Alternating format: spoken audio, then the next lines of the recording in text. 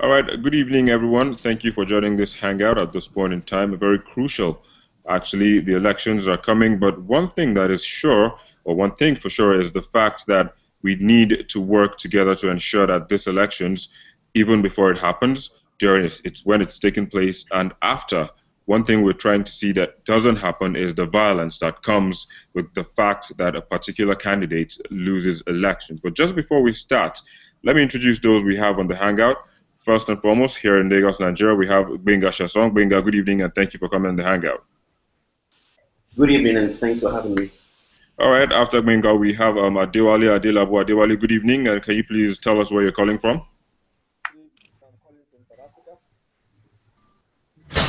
Okay, your audio is quite low and we can't actually hear you. So just do me a favor and put your location in the chat box and I'll come back to you. And after you is Mukhtar Ian. Thank you for coming. Good evening. You're calling from New York City. Absolutely. Sure. Frankie, we don't know where you're calling from. You should also put that in the chat box. We'll get back to you and also get that. And we also have Innocent Two-Face Idibia. Thank you for joining. You are here in Lagos, Nigeria, just like me. So, thank you. Let me just begin with you. Okay, just before we start again, we have a new caller. I'm Stephen Adebayo. Thank you for coming on board. Where are you calling from? You. Sure. I'm in France, Paris. Okay. Where in France particularly? Pau. It's called Pau, P-A-U. Okay, great. Thanks for coming on the hangout. Thank you. All right, so Yere Frank is calling from Ukraine, and Adelabu Adewale is calling from South Africa. He says Harris Smith in South Africa. Thank you all for joining the hangout. Gwenga, let me start with you. You are a major contributor on Nigeria and even Africa's social media circles. There's been so much going on. What do you think about this elections? How do you think we can take away violence, first and foremost? Well, I think it's clear that elections are either of two things. They're either an opportunity for a new direction or a referendum on the past 4 years, in Nigeria's case, of a particular administration. I think 2015 seems to be a combination of both. It's both a referendum on Goodluck Jonathan and also a desperate opportunity by many citizens, including myself, to see things change from what they are at the moment. Oh, okay. So I'll come back to you on that, but just before I do that, Innocent, let me come to you. I mean, there is a general expectations of how political contestants or political office seekers should behave. In what way would you say they should behave so as to ensure a violence-free environment before, during, and even after the elections? Yeah, basically for me, I would like them to just watch their words and their body language, because many times they come out and they say stuff without even knowing the implications, without even knowing the ripple effect of some of the kind of things that they say. And these things sometimes just instigate people in different parts of the country and create some unwanted sentiments. And I think they do it intentionally just to, I mean, you know how it is. Like they say, if it's only during elections that we know that, oh, this one is Igbo, no, this one is Salsa, this one is, but it's not supposed to be like that, anymore in this time and age. It's not supposed to be like that anymore. All these religious cards that is being played, and tribal cards that is being played, it's all these things bring about violence, and I would like for them to avoid those kind of comments and those kind of sentiments. All right. Those comments and sentiments, we hope they do put them aside. But just moving forward, Alexander, let me come to you. Big part of Alexander Mukhtar. Yeah, you just heard Benga give his own say and Innocent as well. But in your own instance, I mean, the media also is seen as a very pivotal aspect of making your, shaping how things work out during any season, not only political seasons. How would you say you would expect them to go about sending out messages or behaving at this very critical and crucial point in our political history? I think the media needs to do more investigative journalism as opposed to merely repeating platitudes from both camps. I mean, both major camps. I think this particular cycle, the media has unfortunately chosen to play favorites. and all they're doing is pushing narratives which, for the most part, are not accurate. And I think that hinders everybody because the populace, which depends on the media for information, is really, really misled. And that's not something that helps anyone long term. Uh, okay. Let me just move forward. Like we have quite a lot of people. We'll go round a question, round a number of questions, and then we'll now take on each other's submissions. But also, let me just remind that if someone is saying something and you want to add to it or react to it, you can just put that up in the chat box. I can see it's already going on. There are 3 messages, but I want to believe they are messages of the locations of where people are calling from. So if you have something to say, to react while someone is saying something, you can just put that in the chat box. I'll get to it before or even after the person is making his submission.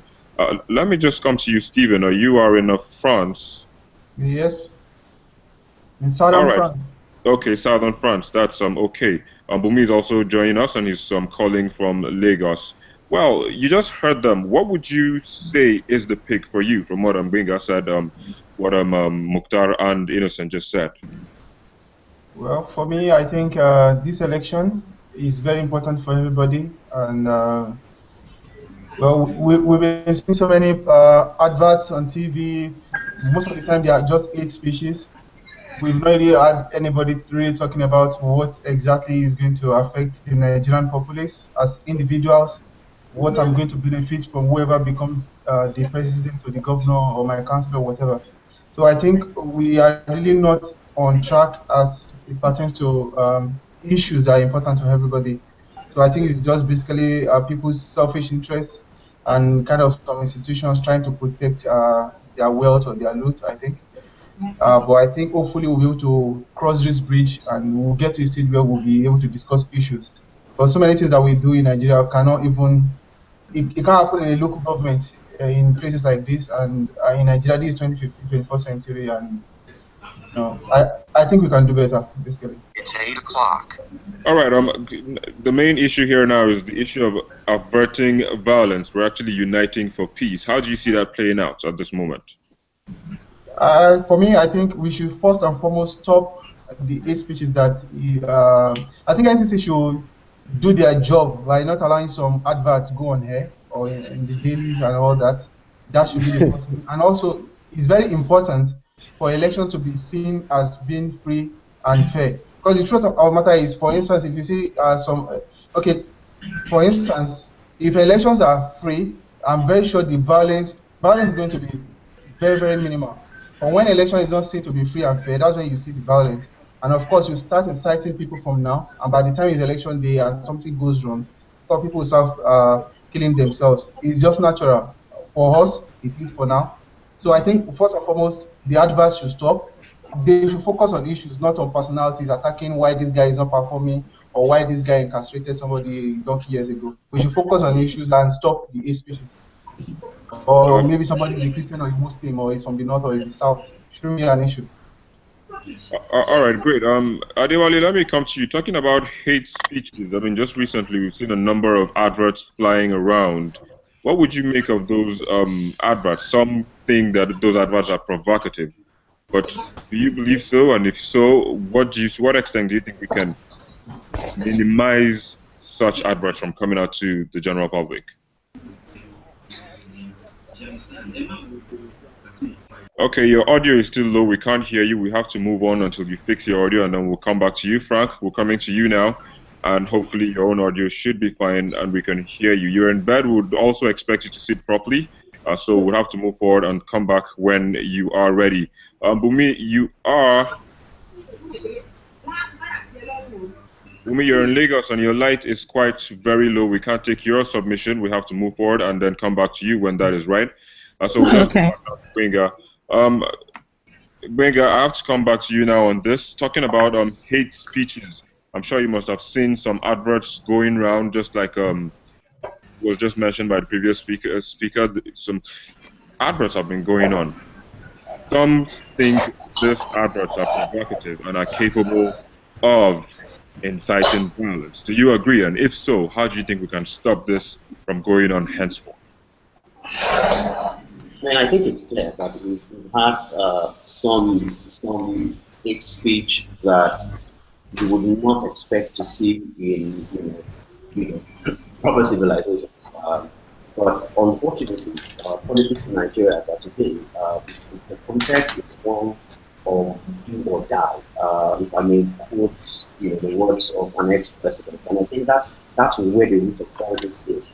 One of the major reasons why we have people threatening is because they have to win by all means. Because it's not exactly a process for them; it's the entire thing. It's either they get this or their life, sinks completely. I think one of the clear things that we have to do is we have a base already. We've got the Abuja Accord that all the political parties agreed to and signed and said we would not allow violence, we would not allow our supporters to do certain things. And I think that everyone who disagrees in any way, and when I say anyone, I mean anyone from A to B in Nigeria should be brought to book. The unfortunate scenario where we have impunity, which is something not new to Nigeria, where people commit crimes are not punished, and then somebody says, "Can you see my opponents doing this and that?" That needs to stop. We need to see people punished for their crimes. If somebody is involved in hate speech, it leads to violence. I think that anyone who does anything that brings harm to any fellow citizen should be put to death. All right. Talking about bringing anyone who does such things to book. Mukhtar, I would come to you. How possible do you see that happening?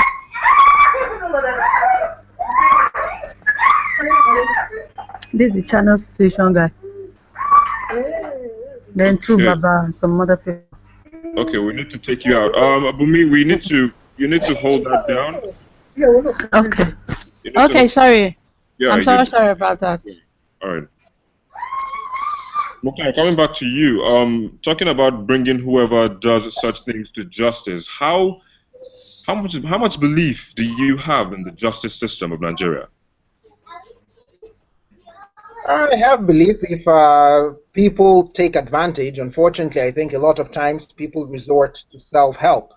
I think in terms of political adverts and political speech, I think people who are aggrieved should take their challenges to the courts immediately. If a candidate feels something against him is defamatory, he or she should go to court. But again, that's not the case. What you have is that candidate resorts in kind and starts hurling insults, abuses. In some elections, he has or she has her supporters go on a rampage, and all that. I don't think that helps. I think we need to focus on strengthening the judiciary by actually using it. Okay, so I would come back to you in a sense. One key reason, one of the units that will make this elections a success is the security agents. How would you expect them to put themselves in place, to ensure a violence-free elections? Innocent. Two-Face. Okay, so I was asking how you think the security agents, because they're going to play a pivotal role in curbing violence before, during, and even after these elections. What would you think, how would you want to see them conduct themselves during this process?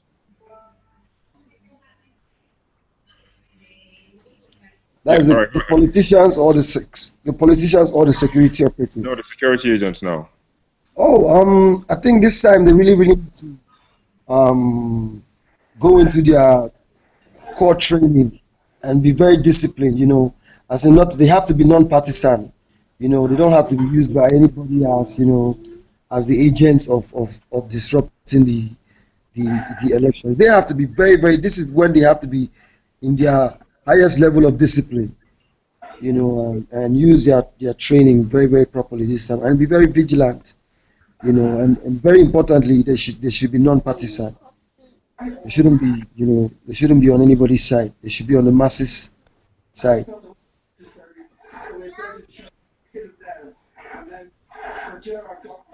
Okay. All right. Let me come now to you. Adewale, let's see if you fixed your audio issues. Okay, I still can't hear you. I'm sorry. We would have to go past you and come to Bumi. Bumi, if you can hear me. I can hear you loud and clear. Good evening. Good evening, and thank you for joining. Actually, you're the only lady on the Hangout. So yeah, I just found out that I'm the only lady here. That's nice. All right. So you do me a favor. You're back in the light, so we can't really see your face. If you'd have to do that, then we'll come back. Okay. We'll come back to you so we can see you properly. Well, moving forward. What did you say? I said I don't know. The lights there's no light, and we're working with the inverter, so it's kind of low. Oh, Depending when the gen can come on. so sorry about that. Then you can just put your thoughts in the chat box, and then we'll go on and read them through to all other members on the Hangout. But let me now come to you, Frank. Thank you for sitting up and looking like you want to be part of the conversation. All right. So just from what you've heard now, all right. Benga is already putting something in the chat box. We'll come back to that, and we'll look at that in the due course. But you've heard a lot of people speak. Let me just hold you again on the issue of security agents. How would you want to see them, go about their duties during these elections? Frank, if you can hear me. Yes, I can hear you. I can hear you. All right, go ahead. I'm currently in Dubai. I live in Dubai, but I've been following what's been happening. Hi, Benga. This is Frank Egbon speaking. Hi, Frank. I would say concerning the postponement of the elections and the security, constitutionally, we're not supposed to have the military on ground, really, when there is no war. So I don't see a reason why the military should be present during the election. If we have a working police system, if the police, they are effective enough, it should be okay for us to have just the police there, and we can still hold elections. We cannot solve the issues of security that we did not solve for 4 years and solve it only in 6 weeks or the amount of time the election postponement will take. But I believe we just need to get our acts together and forget about the postponement and do the elections the way it needs to be done. All right. So of course, we do appreciate that, but we're actually looking at how we can unite for peace going into these elections and how we can curb violence from coming up. Postponement, yes, could be one of those factors that could bring about some pockets of civil unrest in the country. But how do we go past it? Now, in this case, how will the security agents conduct themselves if if they say they're going to postpone the elections, how would you expect the security agents to conduct themselves? Yes, we know constitutionally the military shouldn't be on ground while elections are taking place, but if, as we have it now, they are on ground, they are being deployed like we saw in previous elections in Ekiti, in Oshun, and so on, there is a high tendency that they will be deployed again now. So how would you want to see them go about their duties? Now, I think what I believe, first and foremost, our security agents should be non-partisan. That means they shouldn't be controlled by any party, be it the ruling party or be it the opposition or whatever. First and foremost, they should dissociate themselves from being allies to any party. When you dissociate yourself from being an ally to any party, then you can think straight, you can be alert, you can be focused on the duties you have at hand. Because when you are you're biased to a certain party, it becomes a very big problem. So my first advice is this: there should be a form of orientation, education to these security agencies, especially from the top, their bosses, the colonels, the majors, the generals.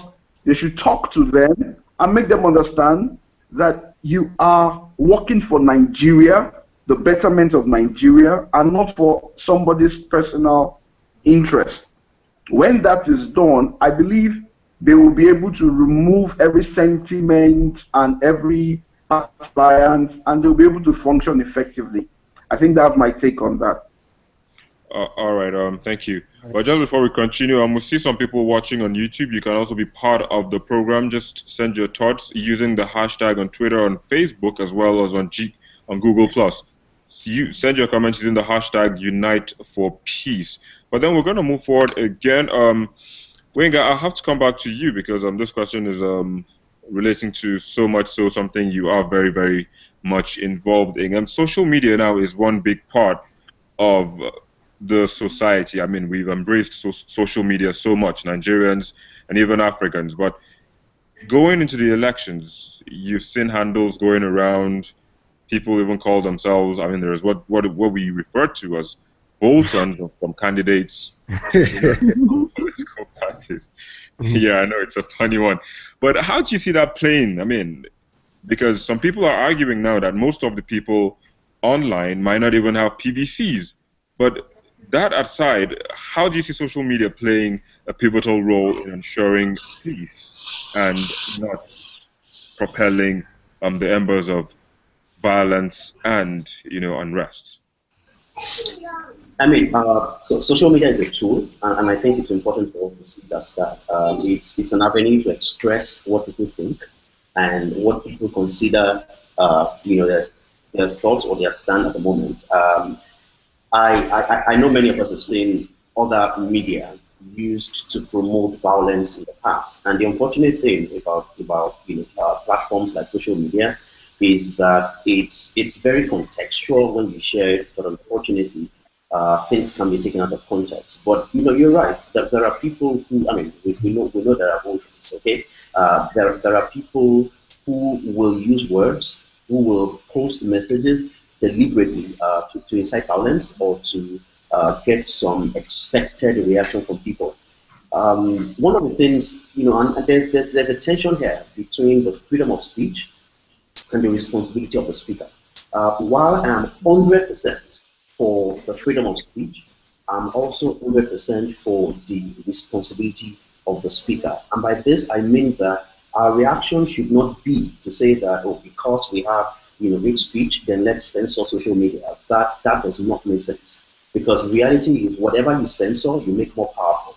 And people will find avenues to express themselves using that same platform, and they will walk around your censorship. So I think that we need to speak a lot more about the responsibility of the speaker. We need to let people understand, yes, it's been said, people say things that favor them. At times, it's said that social media is not a big deal. They're not going to vote in the elections. But if you say it's not a big deal, then why so much attention on social media from various political parties? So I would say that we need to find a balance between making sure that there's a responsibility of speakers, but at the same time making sure that we do not, in the name of curbing excess of responsibility, we do not need to go to the realm of censorship, because it's a natural force to have. Okay, very well then. I'm Innocent. What do you think? How important is the role of social media in this election process and time, and to what extent do you think it will curb violence and all that? It's massive. The impact of social media is massive. Majority of what we hear today or know about today is through social media. Although sometimes there's this dangerous trend where, because the place is kind of a place for faceless people to be able to say what they cannot say normally, what they cannot say outside. They go on social media and they become faceless, and they have the courage to say some very nasty things and also ignite some very, very serious arguments and so on and so forth.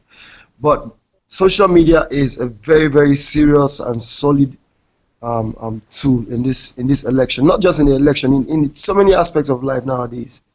So it's very powerful, it's very strong. Okay, so let me just get one more response before I move forward. Mukhtar, how do you think that will impact at this point in time? I think a lot of the influencers are on social media. As far as the masses are concerned, social media is totally irrelevant. But people who shape opinions, especially in urban areas, areas with high digital penetration, social media counts there. But again, as we've seen from numerous examples, social media does not translate to the ground. I think role to play, but that role is as far as influencers, people who are able to take the message to the grassroots are connected. Okay, now talking about influencers and talking about people at the grassroots, they say, I mean, the leadership cannot be blamed alone. The followership also should be put on the Yeah. spotlight. But at this point in time, I have to come to you, Stephen. You are in talking about followership. How would you want to see Nigerians? I mean, it's their time. They have to come out and queue up and do all thing. But even at that, what more would you want to see them do to make sure that the process is smooth, is transparent, is fair, is without violence? Hold on, Stephen. You need to come again. Okay. All right, go on. All right. Yeah, as for me, I think everybody in Nigeria that has his PVC and able to vote should first and foremost know that this election is basically about every Nigerian, not just about the individuals they are voting for. So if you're going to vote, and they should vote for the people that they are convinced about, not because of sentiment, not because of religion or ethnicity. Because it's the next 4 years we're talking about, not just an event. It's not just 14th or 20th or whenever. It's a 4 year period, and the last 4 years, this is where we are. So we have to make decisions now on what we want to see for the next 4 years. So social media fine is not really, we don't vote on social media. I'm in France, I'm not going to vote. But if they change the date, maybe I'll vote, but I'm not going to vote. But it helps everybody to know that we have responsibility to our motherland, and also for us to be able to know that it pertains. If social media, for instance, is not important, people will not come on social media and be talking, and when you say something about them, they come on here to counter it immediately. So it's, to some extent, shapes the way people think, and also shapes the way people, the mindset of people towards politicians or anybody out there. So, but for the populace, the people that are voting, it's very important for us to first and foremost understand that the election is about us, it's about our future, and not about the politicians. Okay, very well. Just before we continue now, we have to go to the chat box. I can see a lot of comments in there. First of all, the first one was from Gbenga Sheson.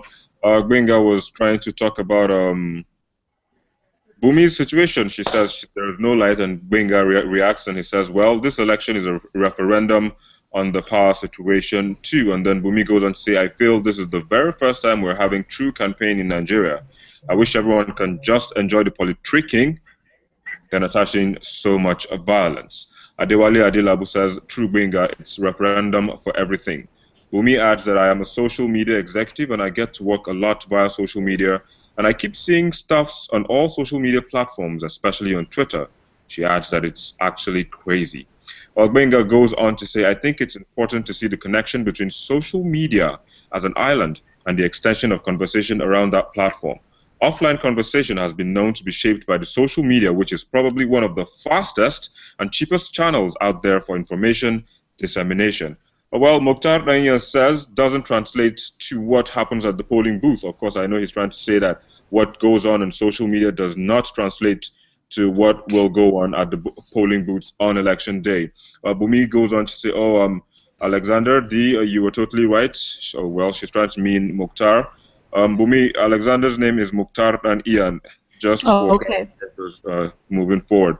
So you're saying he is totally right. The hype on the net may not be what will happen at the polling booth.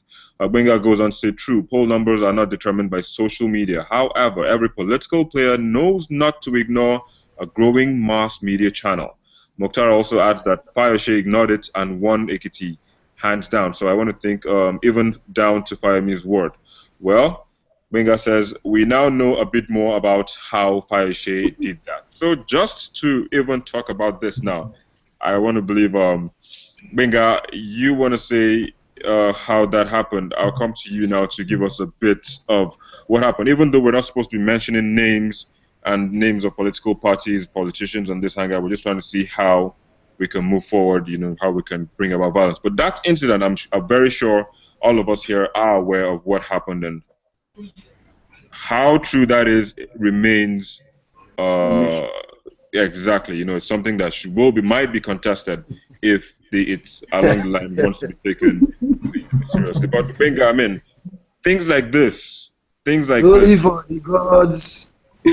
Sorry for the girls, Baba. All right, let's just leave it as story for the gods. But then, how do things like this? I mean, do you think things like this will bring about violence? And if so, what should be done to curb such? Benga, I'm taking you on this.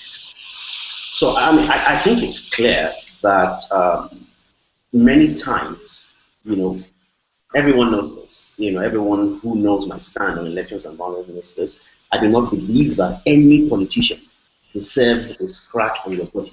Okay. That said, activities like Reagan were human, and the problem with cheating anyone is that they're tempted to react. So I would say that any time that anyone has a plan, so we've listened to the audio tape, we're not surprised, right?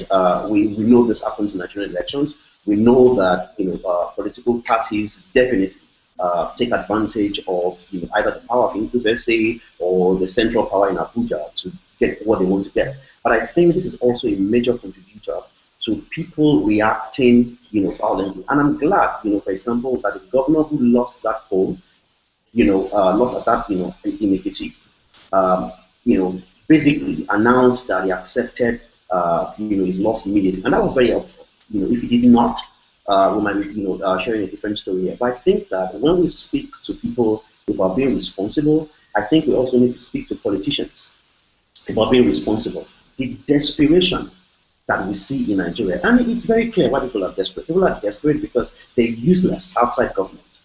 My take is that if someone does not have a career that they can go to after serving in public office, then they will be desperate to either get it or to stay there. And I think that we need to de-emphasize the opportunity to amass wealth illegally, that is, through public office, so that we will reduce, opportunities for people to react and say things like, "Oh, I feel cheated, and I think the only way I know to react is to pick up anything." And that said, like I said, not one politician is worth a scratch on your body, and I think that has to be clear to everyone as a citizen of Nigeria. All right, Mukhtar, how do you respond to this? Because I know you've already put that in the chat box, so let's just get it from you. If we're going to get into politics and we're going to start naming names and all, it's going to be a different discussion. But yeah, needless to say, I believe Ojoro cancelled itself out in Ekiti. APC did what they did. PDP did what they did. At the end of the day, whomever won was a reflection of the will of the people. Having said that, go ahead. Oh no, okay, I thought you were done. Having said that, go ahead. Just finish, land your point on it. The point is this: the electorate itself needs to understand that the only power they have in a democracy is to choose the kind of government they want to represent them. And the only way they can do that is by safeguarding their vote. Except a political party snatches your vote from you, you decide how you cast that vote at the ballot. And if you decide that the best way to cast that vote is based on some sort of financial or other inducement, that's your personal choice. It shouldn't be an issue, but it can be. However, again, it's not that the politicians are taking advantage of the people. A lot of people also want to be taken advantage of by politicians. Because to some people, quite frankly, their vote doesn't mean anything. And if they can trade it for a cup of rice, talk less of a bag of rice, they are willing to do that. So again, we as more enlightened and more educated people need to have outreach to the people at the grassroots level, explaining to them that if they want a better life, that if they want, a higher standard of living, they need to put people in place who will truly look out for them, and not just merely career politicians whose only objective is to buy their votes so that they in turn can get into the legislature or the house of or the executive mansion, and then take the treasury of the state and use it as a personal piggy bank. We've had examples of that in APC-controlled states. We've had examples of that in PDP-controlled states. We've had examples of that everywhere. And the only losers are the people of Nigeria. And when the people of Nigeria keep on losing, that doesn't do anything for the progress of the nation. All right, let's just move forward now. That conversation. And I'd like to add something to that. Yeah. Okay, very well, Innocent. You know, Nigeria. You know, majority of the people, they don't even know their constituency. They don't even know who is representing them. You understand? And majority of the problem, if I must say, quote me if I'm wrong, but majority of the problem is in the legislative arm of government, from the state level to the federal level. But many people only concentrate on the presidency and the governorship. They don't even ask who is representing me, who is the person representing my constituency. And that's one thing that many Nigerians should really start looking into now. You know. All right. So in a nutshell, what you're trying to talk about is people should begin to hold their local representatives accountable. Exactly. From the local councillor, the local government chairman, and up to the House of Rep member, to the Senate. Exactly. Yeah. All right. Let's see how that plays out coming up forward. If I may add to what he said, he is absolutely correct. Right now, for example, we all know that INEC and Asher Rock are putting together some sort of something about election postponement, election delays, and so on and so forth. As of this evening, we have not heard a single word from the leadership of the National Assembly. Exactly. By now, an emergency session should have been called. The Senate President should have spoken after deliberating with the senators, and the Speaker of the House of Reps should also have issued a position. There are people in the National Assembly who are responsible for committees on elections, national security, and so on and so forth, who are in the dark.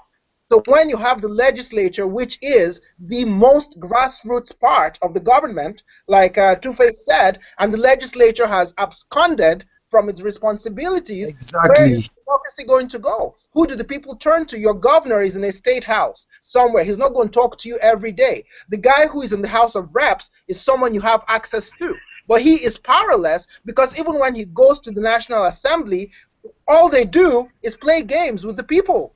Exactly. It doesn't help anyone. And that's why Nigeria keeps on going from crisis to crisis. By now, this National Assembly should have taken charge. When all this was happening with PVCs, with Boko Haram, with everything else, they should have called the executive to order. They've decided not to. And now the whole nation is suffering. That's unacceptable. Exactly. They really, I mean, they are the majority, they are the major people that have failed Nigerians. All right. So let's just move forward now and just continue with this conversation. Frank Egbon, I'll come to you now. Of all that Benga, Mukhtar, and Innocent just said, of all that, how do you think we can make sure things work to avert violence? Because as people keep saying, Nigeria is like a keg, you know, like Nigeria is just sitting on a keg of gunpowder and it might explode at any point in time. God forbid that happens. We need to put policies in place. We need to do things to make sure it doesn't happen. What do you think we should be doing now to make sure that even after the elections, now, before, during, and even after, what do you think we should be doing to make sure that violence does not in any way rear its ugly head? I believe we cannot overemphasize the area of orientation. We should begin to talk to people, make them understand, like Benga said, nobody, no politician is worth a scratch on your body. Nobody deserves that scratch on your body. Orientation, orientation, orientation is what matters a lot. We need to make the people understand that no matter what, Nigeria stands. If Nigeria does not stand, then that's when everything goes. We should know we are fighting for the unity and for one purpose of Nigeria. For example, I live in a country where there's democracy, is run by monarchy system. But if the National Day here is celebrated on the 2nd of December, you see expatriates flying the flags of the UAE, everybody jumping around and celebrating the UAE. Why is this?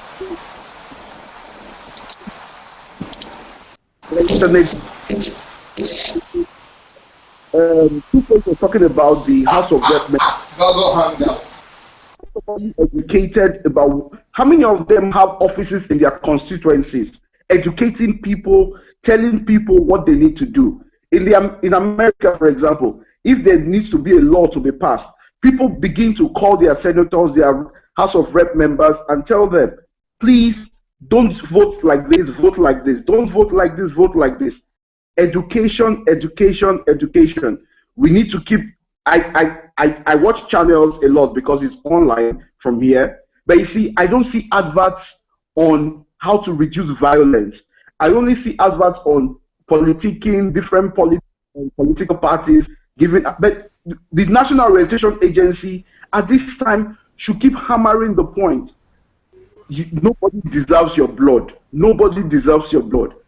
Even if, for example, many of us, most of these politicians are already sending their kids abroad just to be away from this election period. But you see, the poor man is the one that is going to suffer. So what we need to do is telling them, the common man on the street, nobody deserves your blood. No bag of rice is too much for you. Don't take bag of rice and kill yourself for nothing. Education, education, education. That's one of the most ridiculous things. Bag of rice. We go finish under 1 week. You're tired. It's sad. It's very sad, man. He looks like Two-Face is the prophet. You know? It's true. If you listen to his song, it's like he's the prophet. Look at the Street Credibility song and some of his songs. They want to tell us a story. What else to be again? Nobody deserves your blood. We should keep emphasizing that. All right, let's go again back to the chat box. I can see Mukhtar and Benga are really having it there. I'll just read some of their exchanges, and I can see Steven is smiling. I'm sure he's also in there, and he's looking at what is going on in there. First, Benga is saying that no, okay. Let's go back to we know what happened, a bit more about how that was done. Mukhtar says no debate, not a debate about tactics. It is safe to say Ojoro cancelled itself over there. Let us all bear in mind that someone was giving money out to his supporters to buy votes, all from the government house in a particular state in the southwestern part of this country. Bagbenga goes on to say, but things have already exploded in the northeast, and he says he's not sure anyone can join this hangout from Chibok and many other affected communities tonight, and they are also Nigerians like the rest of us on this hangout. Mukhtar goes to say dynamic in northeast is not a problem. That is not a problem. It is unique to Nigeria. Oh, he's asking if it is unique to Nigeria. And he's saying, he's asking if Nigeria removed Gaddafi and allowed Libya arms to flow through Africa. It's not easy for you to justify. Okay, so things are coming and it's hitting up. Well, I guess we'll have to come back on people are not sending comments. Let's just go ahead. Abumi, you are the only lady in the house, and sadly your light is not too bright. But that is not to say we won't let you say anything. You look a little bit brighter now. Yeah. So, a lot has been going on. You've been part of the conversation. You've heard, you've listened, you've observed, you've added your voice using the chat box.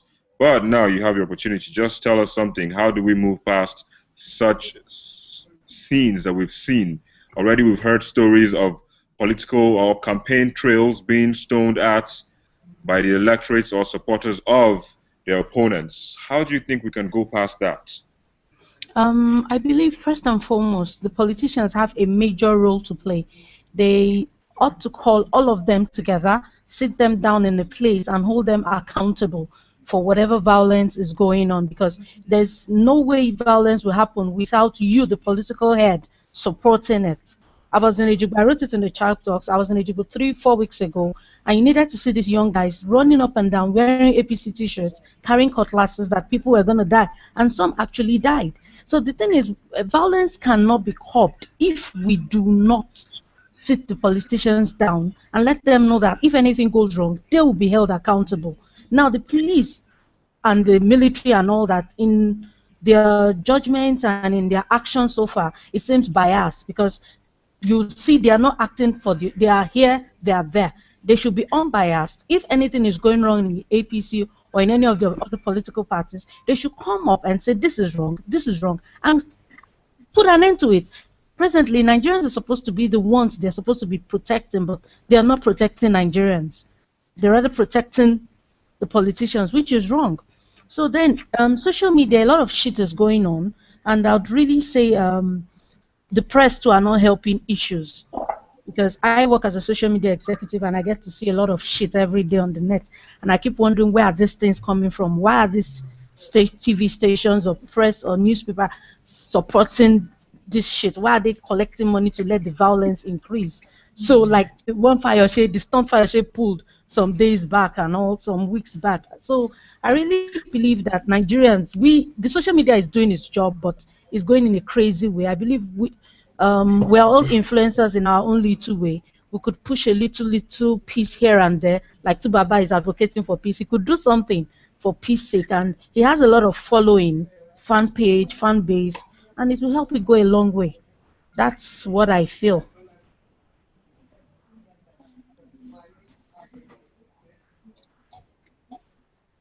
Mm. Almost wrapping up this conversation, look at the fact that Africa, I mean, let's just say Nigeria, as it's been referred to as the giant of Africa, if instability or even violence, political violence, should erupt, what effect do you think it's going to have on the continent? Stephen, let me start with you.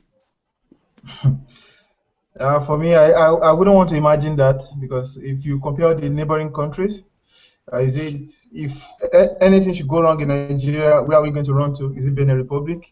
Is it Togo? Is it Ghana? Is it Cameroon or Niger?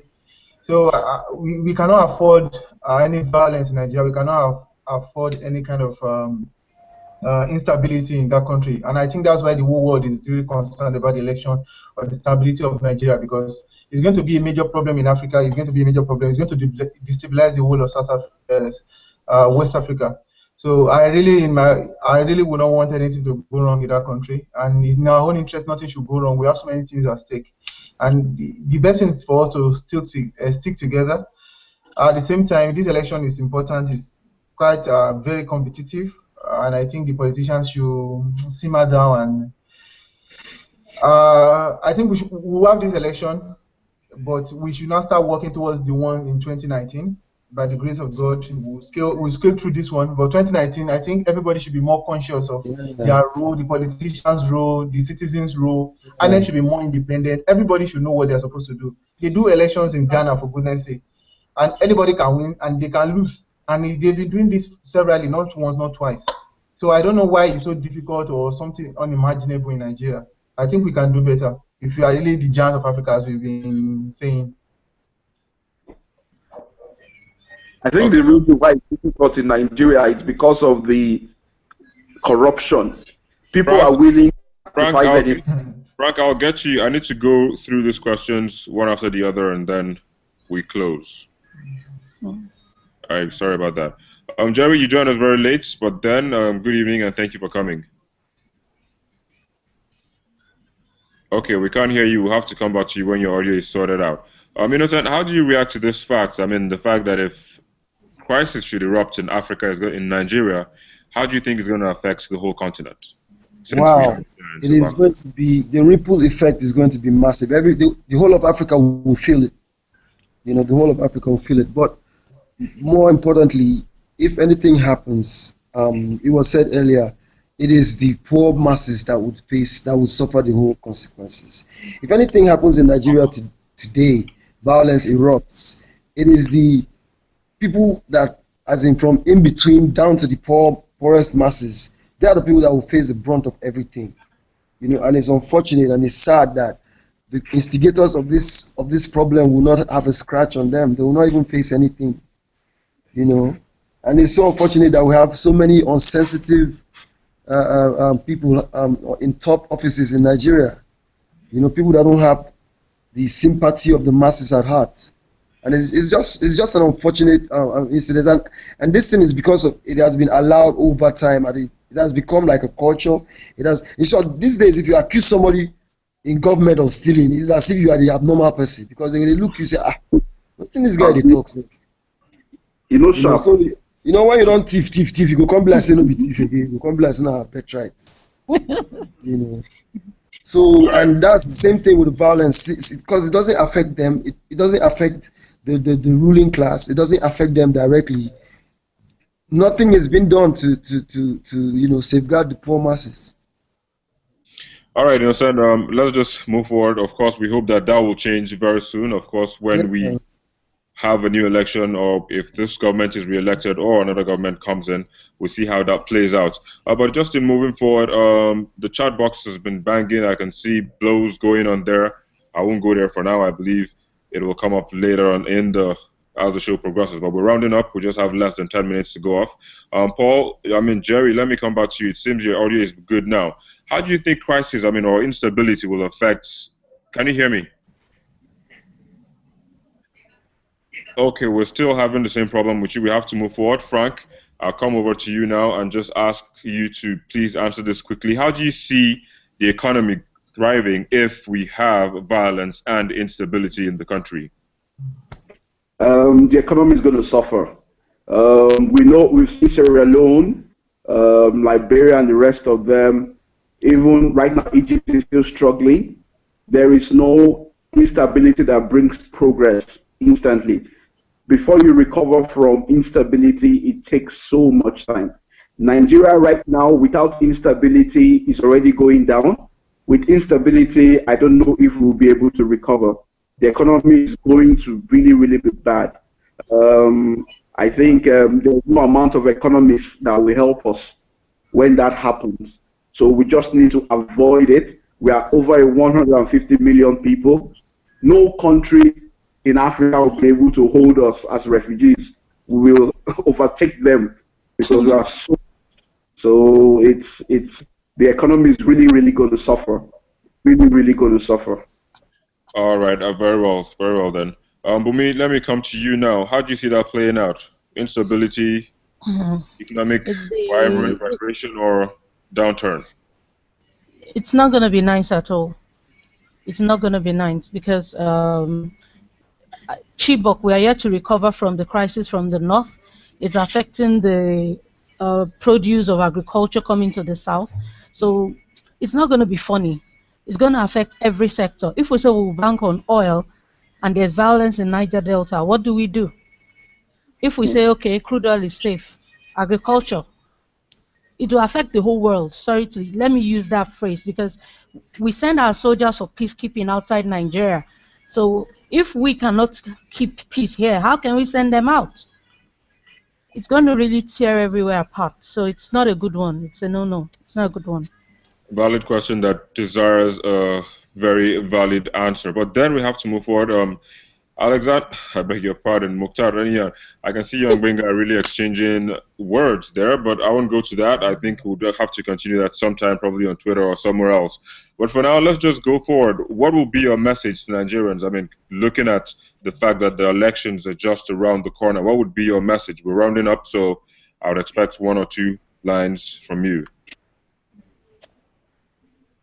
For me, well, people need to remember that this is a process. Elections are a process designed to move the nation forward.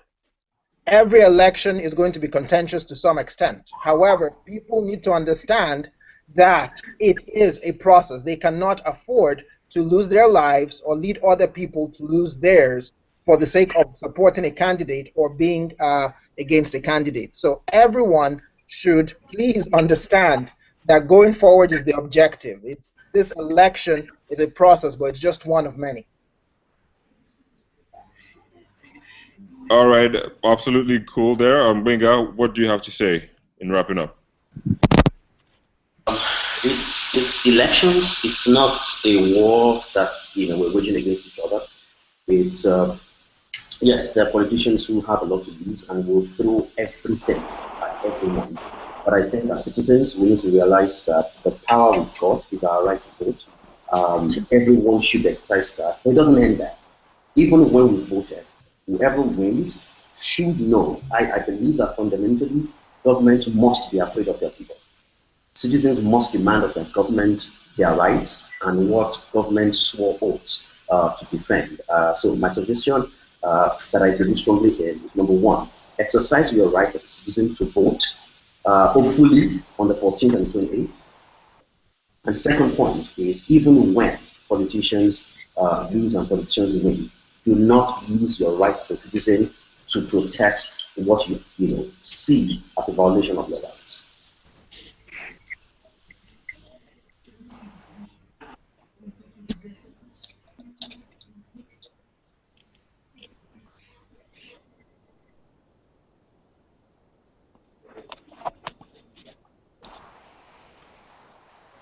I think the moderator has left.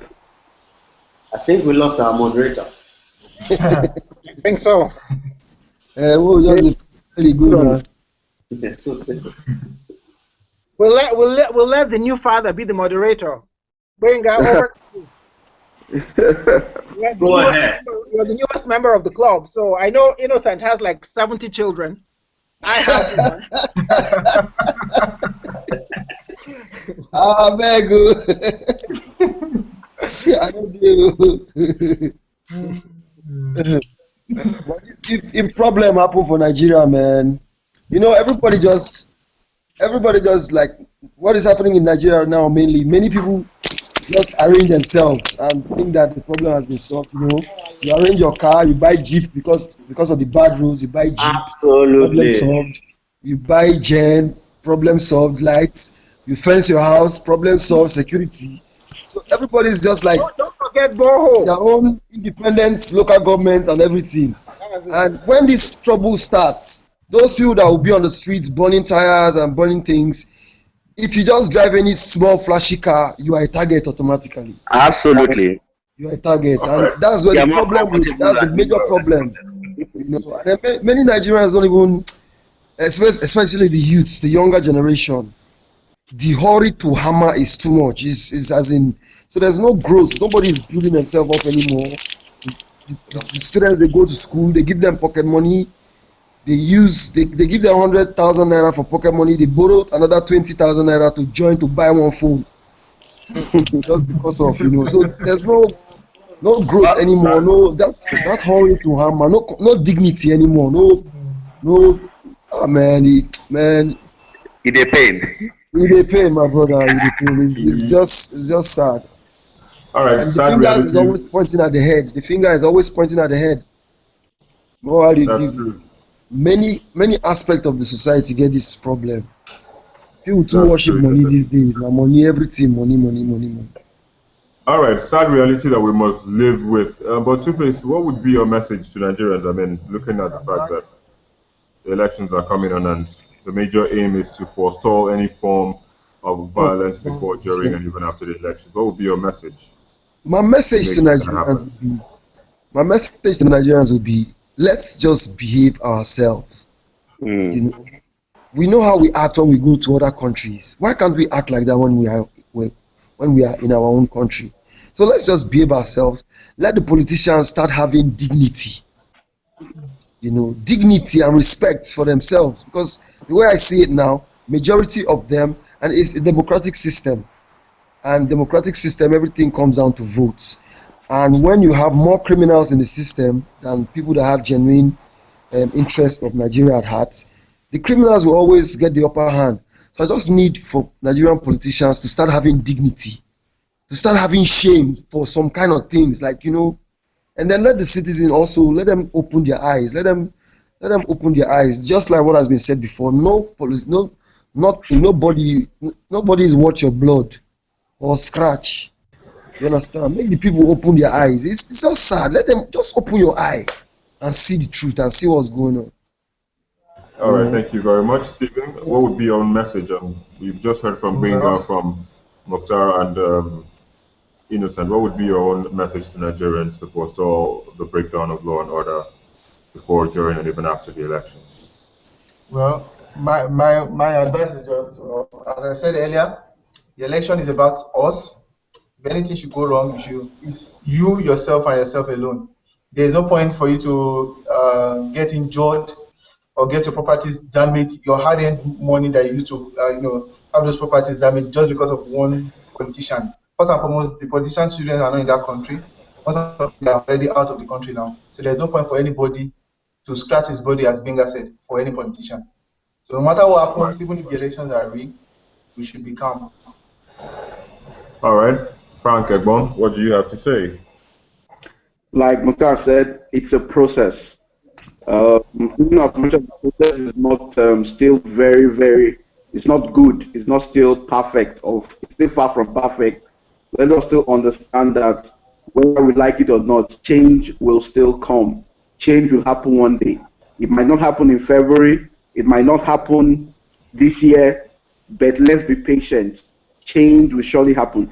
Nigeria has never been sensitized or be more informed for an election like we are right now. Everybody is participating, social media, market women, my grandmother, everybody is talking about this election. And I think if we know that it's a process, that no matter what, even if we miss it this time, next time we can get it right. That will keep our heads cool and make things work better for us, I believe. Next time, Sha. Hopefully, there'll be a next time. Yeah. Hopefully there will be a next time. Jerry, thank you for staying with us. We see you been around, but then unfortunately your audio has actually kept you out of this hangout. I'm so sorry about that. Maybe next time when you do that, just make sure that all your things are in place, your audio especially, as well as your video. But thank you for being with us. And saying you could have just contributed using the chat box, but I think you are using a mobile device from how it looks, from your look on the hangout. But let me just go back to the chat box. I can see so much going on there. Benga and Mukhtar have been having a good one there. I won't go into that. The last 1 hour has been very, very interesting, guys. I must tell you, I really enjoyed this. And I do hope that what we are here to make sure happens is the fact that there wouldn't be violence before, during, and even after the elections. We are all here uniting for peace to make sure that this country remains one. This country does not witness or record any form or sort of a breakdown in law and order. So I'd have to thank you so very much, Benga Sheson, for coming on this hangout at this point in time and adding your voice to this conversation. You are here in Lagos, Nigeria. Mukhtar Ian, you are in New York City. Thank you. Frank, you're in Baron Smith in South Africa. Thank you for joining. Innocent, you are here in Lagos with us as well. Thank you for joining. Jerry, I couldn't hear you very well, but I know wherever you are very fine and you are very good. Things are good well with you, and that's why you're able to come here to be part of this conversation. Stephen, you are in Pau in France. Thank you very much for joining this conversation and adding your voice to the call for people to unite for peace. Thank you all once again. My name is Victor Matthias. Thank you. Thank you, Victor. Thank you. Sure, you guys all are welcome. Thank you so much. Of course, I'll have a part of this hangout broadcast sometime later next week on television. I'll alert all of you. For Mukhtar and Benga and Innocent, I have your Twitter handle, so I'll tweet at you when that's going to happen. For those of you who don't have Twitter, I don't have your Twitter handles. Just write in the chat box so that I had to take note of it, and also alert you when that is going to happen. Once again, thank you very much for coming on the hangout. I'm Victor Matthias for Channels Television News. Merci. Thank you. Au revoir.